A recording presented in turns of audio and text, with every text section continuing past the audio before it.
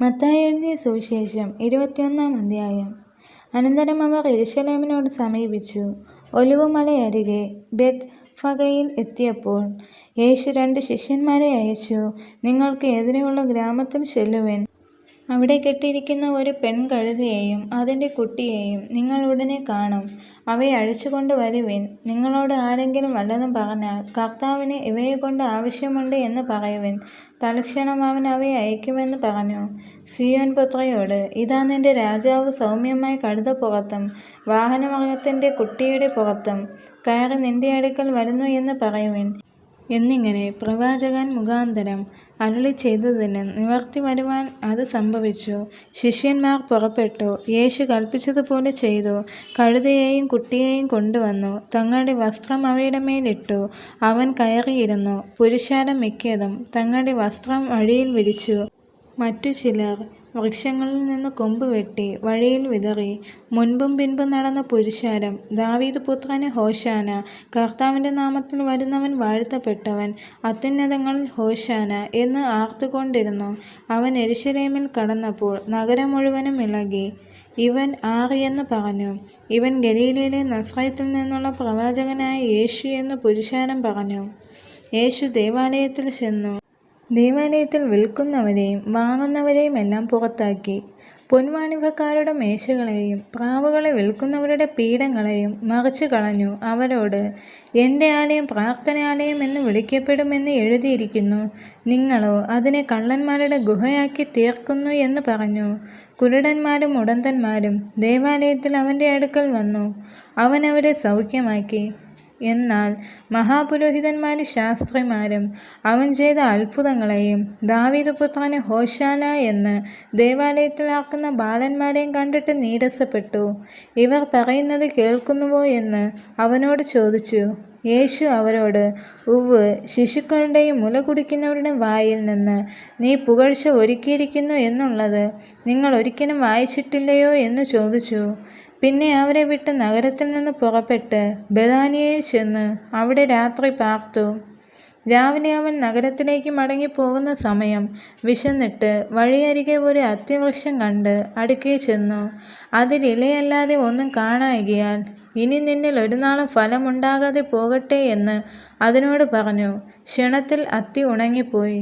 ശിഷ്യന്മാർ അത് കണ്ടേറെ, അത്തി ഇത്ര ക്ഷണത്തിൽ ഉണങ്ങിപ്പോയത് എങ്ങനെയെന്ന് പറഞ്ഞ് ആശ്ചര്യപ്പെട്ടു. അതിന് യേശു, നിങ്ങൾ സംശയിക്കാതെ വിശ്വാസമുള്ളവരായാൽ ഈ അത്തിയോട് ചെയ്തത് നിങ്ങളും ചെയ്യും എന്ന് മാത്രമല്ല, ഈ മലയോട് നീങ്ങി കടലിലേക്ക് ചാടിപ്പോക എന്ന് പറഞ്ഞാൽ അത് സംഭവിക്കുമെന്ന് ഞാൻ സത്യമായിട്ട് നിങ്ങളോട് പറയുന്നു. നിങ്ങൾ വിശ്വസിച്ചുകൊണ്ട് പ്രാർത്ഥനയിൽ എന്ത് യാചിച്ചാലും നിങ്ങൾക്ക് ലഭിക്കുമെന്ന് ഉത്തരം പറഞ്ഞു. അവൻ ദേവാലയത്തിൽ ചെന്ന് ഉപദേശിക്കുമ്പോൾ മഹാപുരോഹിതന്മാരും ജനത്തിൻ്റെ മൂപ്പന്മാരും അവൻ്റെ അടുക്കൽ വന്ന്, നീ എന്ത് അധികാരം കൊണ്ട് ഇത് ചെയ്യുന്നു? ഈ അധികാരം നിനക്ക് തന്നത് ആര് എന്ന് ചോദിച്ചു. യേശു അവരോട് ഉത്തരം പറഞ്ഞത്, ഞാനും നിങ്ങളോട് ഒരു വാക്ക് ചോദിക്കും.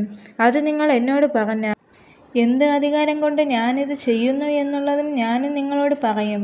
യോഹന്നാൻ്റെ സ്നാനം എവിടെ നിന്ന്? സ്വർഗത്തിൽ നിന്നോ മനുഷ്യരിൽ നിന്നോ?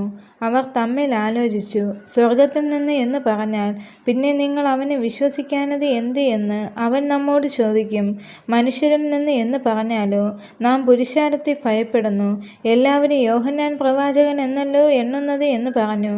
അങ്ങനെ അവർ യേശുവിനോട്, ഞങ്ങൾക്ക് അറിഞ്ഞുകൂടാ എന്ന് ഉത്തരം പറഞ്ഞു.